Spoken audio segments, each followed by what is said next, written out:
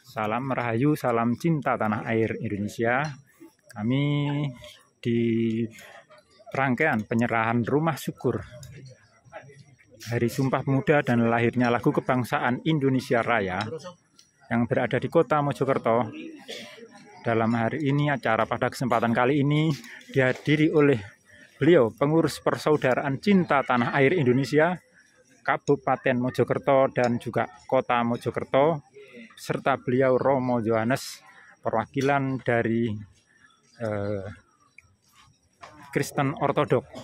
Untuk itu, dengan segala hormat, kami memohon beliau Romo Yohanes untuk berkenan memberikan sambutan yang dilakukan oleh pemuda Sidikiyah Mojokerto ini. Kami sumanggaken dumateng Romo untuk mengaturkan wawancaranipun. Terima kasih saya diberikan kesempatan untuk berbicara di tempat ini. Ini adalah merupakan kali pertama di kelompok pemuda Sidikiyah. Yang kami katakan adalah ini adalah merupakan suatu hari Sumpah Pemuda. Tadi dikatakan bahwa kami ini mengaku bangsa Indonesia, bertanah air Indonesia. Artinya ini merupakan suatu ungkapan yang terdalam dari para pemuda-pemuda Indonesia, khususnya arek-arek Surabaya pada waktu itu, mengungkapkan kecintaannya terhadap bangsa Indonesia, mempunyai tekad untuk menyatukan. Tidak ada penjajahan, tidak ada pemerasan, tidak ada eksploitasi terhadap orang-orang. Nah, kata-kata seperti itu adalah merupakan suatu tekad yang bulat dari orang-orang Indonesia, khususnya arek-arek Surabaya. Bahkan kalau kita menginjak pada 10 November ada ungkapan merdeka atau mati. Adalah merupakan suatu tekad yang tidak bisa ditawar-tawar lagi. Mengapa demikian? Karena sebagaimana kita tahu bahwa manusia itu adalah makhluk sosial, makhluk yang berbagi. Tidaklah mungkin manusia itu hidup sendiri. Dengan mengatakan bahwa dia makhluk sosial, berarti dia juga harus mengedepankan kepedulian, mengedepankan kasih satu sama lain. Sehingga dengan demikian penjajahan itu adalah merupakan suatu hal yang menyalahi kodrat manusia. Manusia harusnya tidak bertikai, manusia harusnya tidak gesek-gesekan atau saling membunuh. Nah, dalam pemandangan orang-orang timur, khususnya para cendekiawan mengatakan bahwa kalau ada seseorang yang membunuh satu sama lain, itu bukan manusia, itu adalah binatang.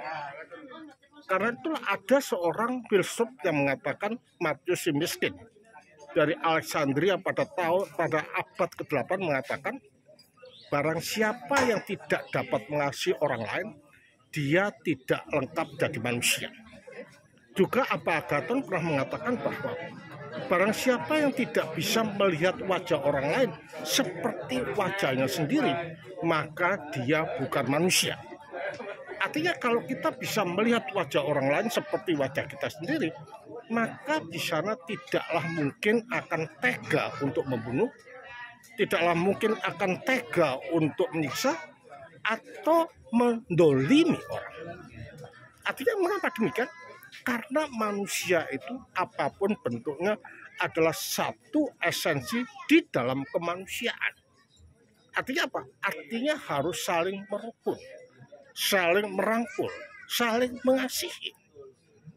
Jadi kalau orang tidak bisa mengasihi satu sama lain seperti yang dilakukan oleh penjajah, itu adalah menyalahi kodrat manusia sebagai makhluk yang berbagi atau makhluk sosial.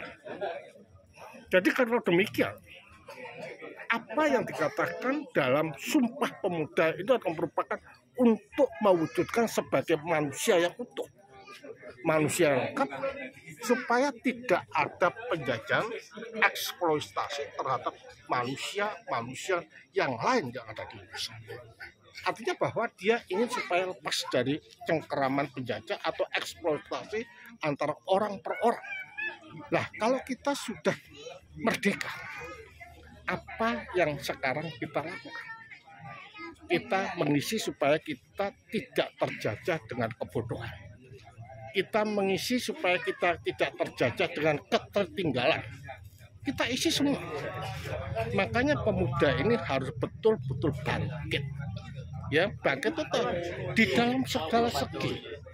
Keilmuan, ya, kerukunan dan lain sebagainya tanpa memandang ras, budaya dan agama.